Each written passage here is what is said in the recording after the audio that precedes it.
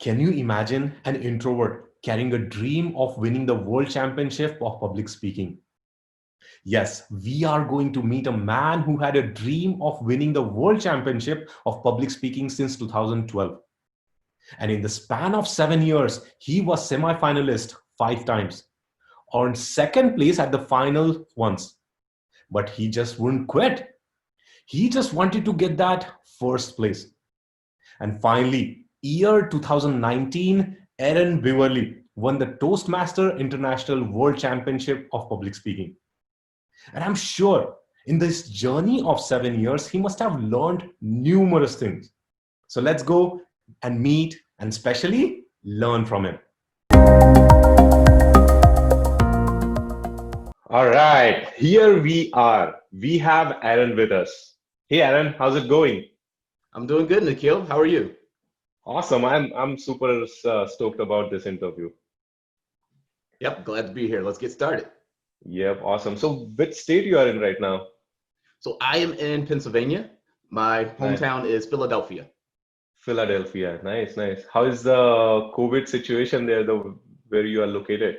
Definitely not as bad as other places, but it Okay. is it is still bad. We still have to be mindful about who we are being around and how we go out and if wearing our face mask and everything. So it's a crazy situation. And of course, nobody wants to do all of the things that we have to do. But in order to be a responsible citizen, just make sure that you're going out and protecting yourself and other Yeah, people. totally. That's the best thing we can do. Yeah. Yeah, yeah.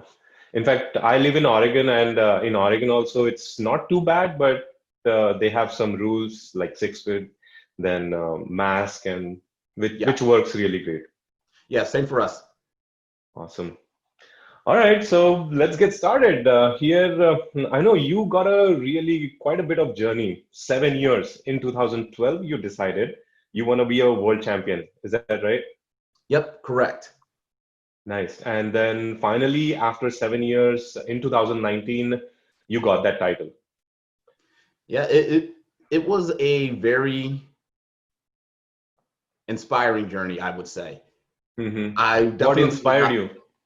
Yeah, I definitely wasn't the same person that I was when I started in 2012. Hmm. hmm And then what changed? I mean, you were semi-finalist for 5 times, and then you got second place once in 2016, and then finally you got 2019. Yeah, What was your so inspiration? so honestly, I wanted to be the world champion of public speaking because I wanted the trophy. I Hmm thought that all of my wildest dreams were going to come true, that I was going to become an instant millionaire and that I was going to be a celebrity. Everybody was going to want to be around me. But that isn't the reason why you should want to be a world champion of public speaking. And that's what I had to learn. So over the years, I actually started to use the international speech contest to grow as a hmm speaker and even as a person. And it was that growth that made me want to be better. And it made me want to keep competing. And eventually, when I won the world championship of public speaking, hmm none of my goals that year were to become the world champion of public speaking. Makes sense. So your main objective was as a growth, you can say. Yep. The Growth main as a objective is speaker. always growth. Growth as a speaker. Awesome, awesome. Okay, so my next question to you, Aaron, is how is your life after winning the world championship? Yeah, my life is pretty much the same, hmm but the main difference is that so many more people know who I am now. And whenever I go to a Toastmaster event or a speaking event, my anonymity is gone. People will know who I am. I cannot sneak in. Yeah, So that is the biggest change for me, is just that so many people know me. And as a person who considers himself to be one of the biggest introverts that you could ever meet, it's really it's really crazy for me. makes sense. Awesome. So you are pretty busy now, and you are Since a lot of people know you, you cannot sneak out. Yep. Yeah, that makes sense. So let's get into the crux of it, since you have pretty good experience of, you call yourself introvert. Yeah. And there are a lot of people out there who are introvert, they have stage fear. So if you can share your knowledge or experience, how can someone remove the stage fear?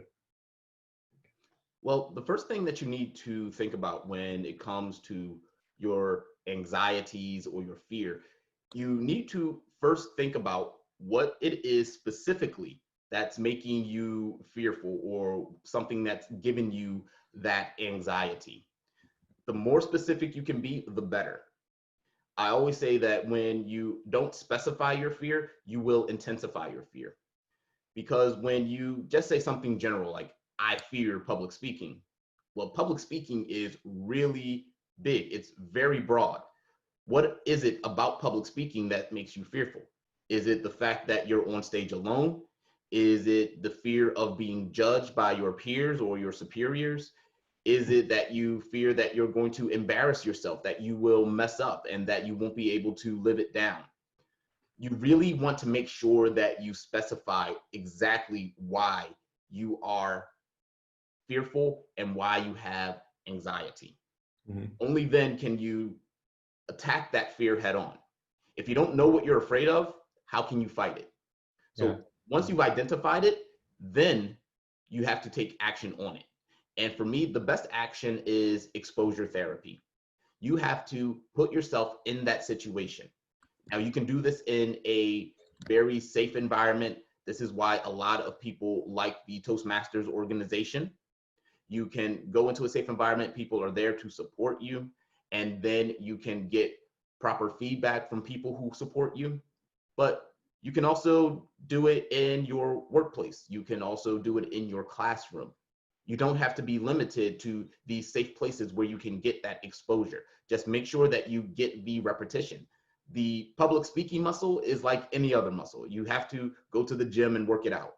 So you have to expose yourself to these different situations for public speaking. And then, only then, can your body start to get used to the feeling that you have when you are on stage. So that fearful feeling, the feeling of butterflies in your stomach, your heart racing. Once your body gets used to that and it knows that, okay, I think I'm actually safe here, I don't need to go into panic mode, then you'll find that you'll be more at ease on the stage. Hmm. Makes sense. So two steps. One is identify the anxiety. Yep, Like, specify what exactly causing that anxiety for you. correct. So if someone is not specifying that, your anxiety will intensify. And Definitely. second step is the action. Like, just expose yourself out there in public, and the best start would be is Toastmaster, or identify some workplace where you feel comfortable speaking. Right, Yes. right. Okay, yeah, that makes sense. Just two steps and your stage fear, at least you'll get there. Yeah, and one thing that I will say with when it comes to fear is that you probably will not eliminate all of your fear for every single public speaking situation. There are times where I still get nervous, and I'm the world champion of public speaking. I will still get nervous if I'm in my workplace and I have to give a presentation in front of senior management. Mhm. In those instances, I know exactly why I'm fearful. I'm fearful or I have anxiety because of the level or the authority of these people who I'm talking to. But I will know that if I practice enough and I give the senior managers exactly what they are looking for, then I can be more at ease. So specifying your fear is very critical, but even then, you will still face occasions where you do have anxiety and where you do have fear. So don't think about fear elimination. Don't think about anxiety elimination. Think about fear management. Makes sense. Fear management. And also I studied, I mean, one of the book I was reading the other day, it said, in fact, having fear helps you perform better. Is that true? No, I completely agree with that. And I remember watching a comedian by the name of Eddie Murphy. Mhm. He was talking on a talk show, and he was saying that those times where he wasn't nervous, he would perform badly. Oh, And whenever he was nervous, sometimes those would be his best shows. So it really does come in handy sometimes because it gets your heart racing, it gets your adrenaline up. And when your adrenaline is high, then you are more alert, mhm. you are more present, and that can come across on stage. Makes sense. Yeah, adrenaline. Yeah. So this is great. My stage fear is gone, but how can I? My next question is, how can someone craft an effective or a winning speech if someone wants to? Yeah. Well, you first have to define what do you mean by winning. Hmm. To me, a speaker's main responsibility is to give value to their audience. If you can give value to your audience, it doesn't matter if you win a trophy, it doesn't matter if you win an award, you won. That is a winning speech. So, one thing that you have to do to craft that winning speech, you have to know exactly who it is that you're talking to. I say my number one golden rule of public speaking is KYA, know your audience. Hmm. When people know who they're speaking to, they can tailor their message to that specific audience. We see it all the time in politics. You have the candidates who will speak to their audience, their base. So the Democrats know exactly what to say to reach their Democratic voters. The Republicans know what to say to reach their Republican voters. And people will love them in those respective audiences. Now, if a Republican was going to speak to a Democrat and a Democrat was going to speak to a Republican, then it gets a little bit more tricky because that's not who their target audience is. Yeah. So you want to keep that in mind when you are creating your presentation. Know exactly who it is that you are talking to. If you are going to be talking to a bunch of senior managers, I made this example before. If you're talking to senior managers and you want to make sure that you get value across to them, you have to be more high level. You cannot go too deeply into the details because it's unlikely that the senior managers will know that level of detail. Or if they do, they're going to ask you a whole bunch of questions that you may not be ready to answer. Your peers, on the other hand, your peers will be more familiar with the details, so you can go down deep into the details with your peers. So you want to be mindful, again, who your audience is. That is the number one golden rule. And then the second one that I'll share for right now is what I call detox. So it's DTOKS. Detox for short, because if we've heard of a body detox that keeps the junk out of your body, this speech detox keeps the junk out of your speech. Now, what it means, it's another acronym, and it stands for Do, Think, or Know Summary. In 10 words or Or less. no? Do think or no? Yep, do, think, or know. Okay. So, what do you want the audience to do, think, or know by the time you are done speaking? And you want to summarize this in 10 words or less. Now, what this will do, this will focus your message. This will give you a central message that will be the foundation of your speech. And as you create your speech, as you write it out, and you start to think about content that you can put into your presentation, that is when you will run it against that central message. And you'll say to yourself, this piece of content is really good. I know it's worked in the past. However, it does not fit this central message.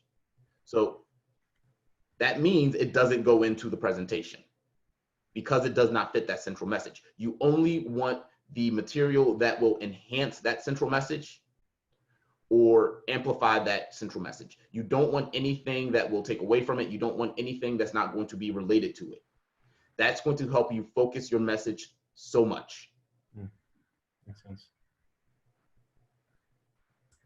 So these two things. Yep. So these two things to start. Okay, perfect. So just to conclude that answer, we should define what winning speech to someone. And winning speech or effective speech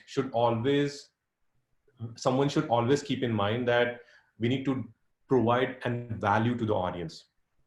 So that is one. Then now how to craft a effective speech is know your audience first, Yep. is KYA. And then the second one you said is detox. I really like that. DTOKS. Yep. Do think or no. So basically, make sure you have your big idea or your central message ready, which is no more than 10 words. Correct. Makes sense. Okay, sounds good. Let's move on to the next question. What should someone avoid in the speech? Yeah, there are a lot of things that you should avoid in a speech, but one of the problems that I see for a lot of speakers is that they don't check their ego at the door. They get on stage and you can just tell that they are there for themselves. They are there to get glory. They are there for admiration. They really don't care about adding value.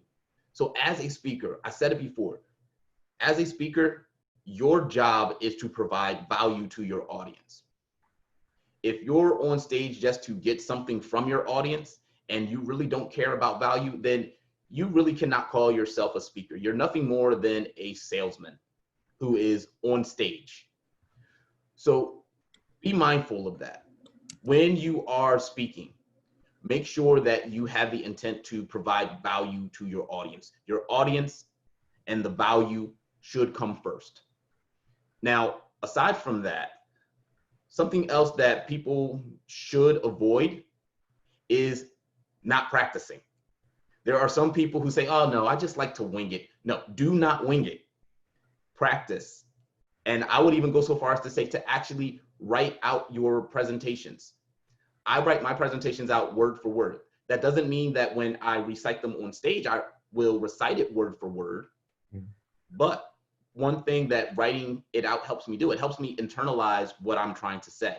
It also helps me see what I'm saying on paper, because sometimes we have these ideas and we think they sound good or they seem good in our heads, but when we actually write them out, we say, wait, that doesn't actually make sense. True. Or even when we actually speak it out in our practices, we say to ourselves, okay, I said this, but it doesn't make sense now. It looked good on paper, but now it doesn't sound right. It doesn't sound natural. So make sure that you practice, and practicing could be writing it out so that you can internalize it. It could be reciting it and audio recording yourself and listening to that recording, but just make sure that you practice. Do not wing your presentations, because that again is going to be a more selfish reason for speaking. You're just going to be speaking like, oh, okay, yeah, I don't really care about providing that value to my audience. I'll just wing this. So be mindful of that and practice, practice, practice. Makes sense. So keep your ego at the door.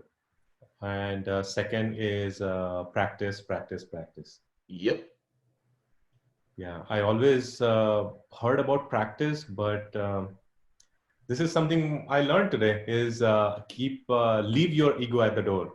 That's something I should always keep in mind. Nice.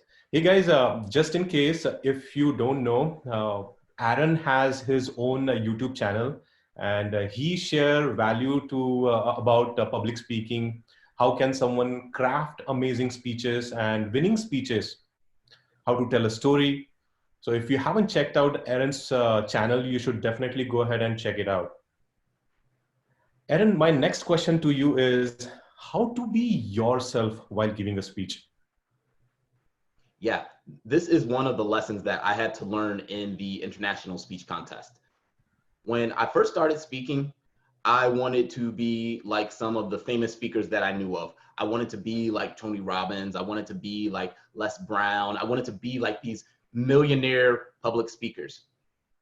So when I got on stage, I tried to emulate them. And it didn't come off natural. It came off as very preachy. It came off as me just telling people what to do, even though I wasn't sharing any of my experience on what made me a knowledgeable person about what I was talking about. So it made me realize that I, one, needed to tell better stories, and two, I needed to be more of myself. I needed to get more personal with my audience. I did receive coaching in my second year of competing in the international speech contest. And he was the person who really taught me about the fundamentals of public speaking and storytelling. And I ran with that ever since. But I still had another problem. When I got to the semifinals that year with his tutelage, I sounded like him. Hmm. It still wasn't me, even though it was quality, it checked all the boxes of a solid speech, it still wasn't me. So the following year, I had to try it again. And I tried a little bit too hard, I would say, where I just went in the total opposite direction of what my mentor had taught me before. But it really helped me understand then that, okay, I really need to practice or really focus on being who I am on stage. I cannot hide behind a gimmick. I cannot behind a funny voice. I have to make sure that Aaron Beverly is coming out on stage. And the best way that I learned how to do that was just telling, number one, that personal story and sticking with that personal story. I remember when I competed in 2015, I wrote a speech and it was about a bad dating experience. I didn't think anybody would like this speech. I thought that it was too common, that it was too basic. But it turned out people really liked the speech. Somebody even came up to me afterwards and said that, Aaron, that was the best speech that I've ever heard you give. So I kept working on that story. And I also kept working on that style, just telling a personal story that could have people connect with me as the speaker. So that speech that I originally thought people wouldn't like ended up getting me to the World Championship of Public Speaking for the first time. Over time, I realized that there were certain things that I was doing that helped me become more personal and be more of myself on stage. The first thing is that I had decided that I was only going to use body movements that I used naturally. This is something that a lot of people will do when they get on stage. And I guess this is something else that you should avoid. Avoid being unnatural. Avoid the unnatural, over-exaggerated body gestures that you don't normally do. Think about speaking on stage as if you are speaking to a group of friends in a lounge or a bar, and you're just casually conversing with them. So when you do this, you realize that your body just typically does certain movements. You will naturally start to speak with your hands for a lot of people, and your body will just act naturally. Take that to the stage. So in my speech, I did not use a single gesture that I would not normally use if I was talking to somebody or telling a story to someone. So use your natural body movements. Secondly, and it falls under the category of sticking to what you naturally do, stick to the vocabulary that you naturally use in your everyday conversations. Now, this is, of course, a lot easier for people who speak English as a primary language. If English is your secondary language, you will want to increase your vocabulary. And to do that, I would suggest to read more and to hang around native English speakers more. But when you are on stage, you don't want to use 10-syllable words to express the feeling of happiness. You can just say the word happy. It doesn't provide that much value if you say, I was overcome with this insane amount of joy.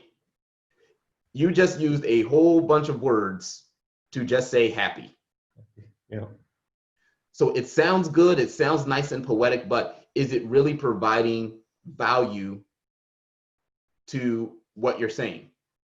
So if you can get away with saying something in one word, do it. And that is what we typically do in our natural states. When we are talking to people, we use our plain basic language and people understand it. Now, with that being said, can you revise it and polish it up just a bit? Absolutely. But the key is that the words should be simple, they should be small. And that way it's a lot easier for people to follow along, and it makes you seem more natural. Makes sense. Yeah, that's great. So basically, if I want to conclude this, is ask yourself, who am I? While if you want to be yourself, and then try to tell a personal story where Yep. you were personally involved. So that way, there is a high chance that your own personality will come up there.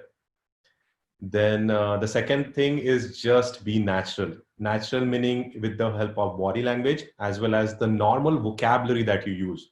Don't try to use the vocabulary that you don't use. I Yep. like that. Those good ones. So when you said about personal story, I want to hear how to tell a great story. Yeah.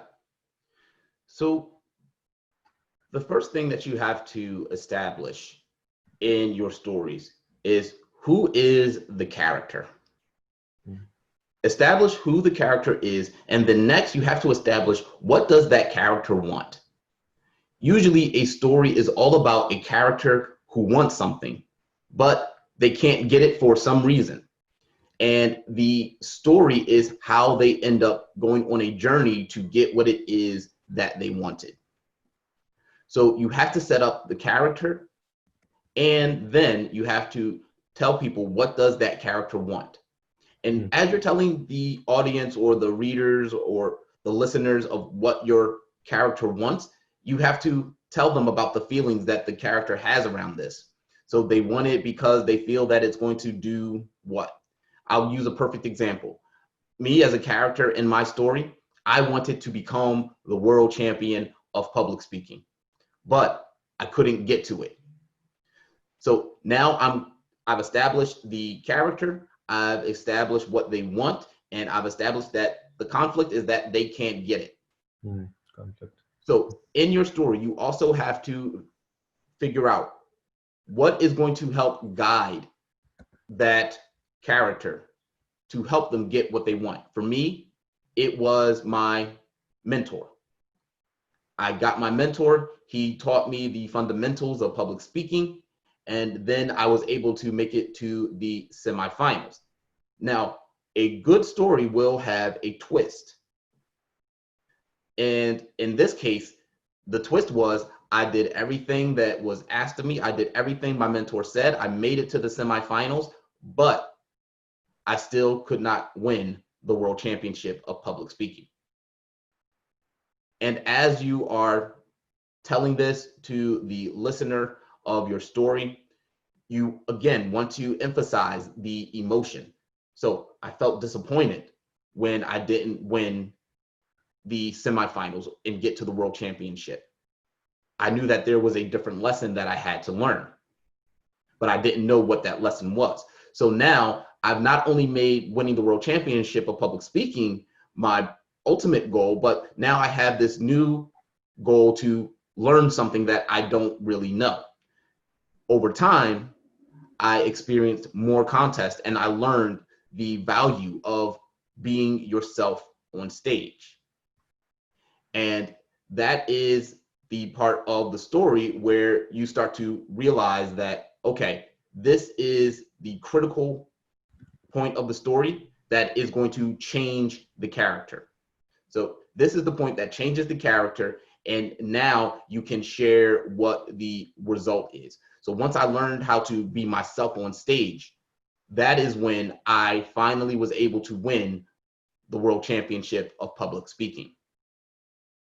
And for a story, when you are telling the conclusion, a lot of times the character will receive something more than what they originally wanted. So for me, I did end up winning the world championship of public speaking, but I actually gained something more. I learned how to connect with my audience better as a speaker and how to provide value to my audience. And to me, that was greater than the trophy that I won. So that is a basic flow for your story. You have to establish your character. You have to share what the character wants. You have to set that conflict that they cannot get that goal. You have to set the guide, and the guide can be an actual person or it can just be a situation. But the guide, the purpose of the guide is to help the character realize the way that they actually need to be in order to get their goal. You can add in a twist here and there, but ultimately the character needs to come to the realization of what they needed to do to change. And then once they finally have that lesson learned, only then can you share what the result is. So the result, again, was winning the World Championship of Public Speaking. And it was, in addition to winning the World Championship, it was learning what was truly valuable as a speaker on a stage. Makes sense. Yeah, that's awesome. So basically the conclusion is you achieve more than what you always wanted to. Exactly. Okay, that's amazing. And about being yourself on the stage, I remember I watched one of your YouTube video and you mentioned being yourself. That's something you learned pretty hard way by watching one of 2014 World Championship champion who was Dhananjay Heterachi, right? Yep. Yeah. So he said he was just being on the stage, being himself on the stage. So that's a best one. Yeah. And honestly, I really love what he said. He won the World Championship in 2014. And my mentor, who was actually acquainted with him, scheduled an interview and he recorded it. And it seemed like it was seconds into that interview where he just totally changed my perspective about speaking and entering that public speaking contest.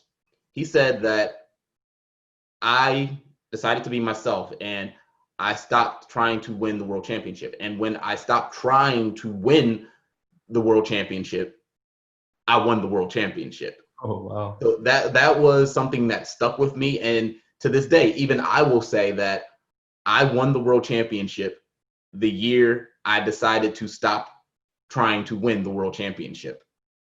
Oh, wow. That's a big one. All right, guys. So we have covered quite a good questions and we have got amazing answers from Aaron. The questions we covered is how can someone remove stage fear? How can someone craft an effective or a winning speech? How to avoid a speech? How to, I mean, not avoid a speech, what to avoid in a speech? Then how to be yourself while giving a speech? Then how to tell a story? If you want to know more about Aaron, you should definitely check out the link in the section below. I have linked his YouTube channel there. Hey, Aaron, thanks a lot for joining with me today. Thank you, Nikhil. It was a pleasure. Yeah, thanks. Bye.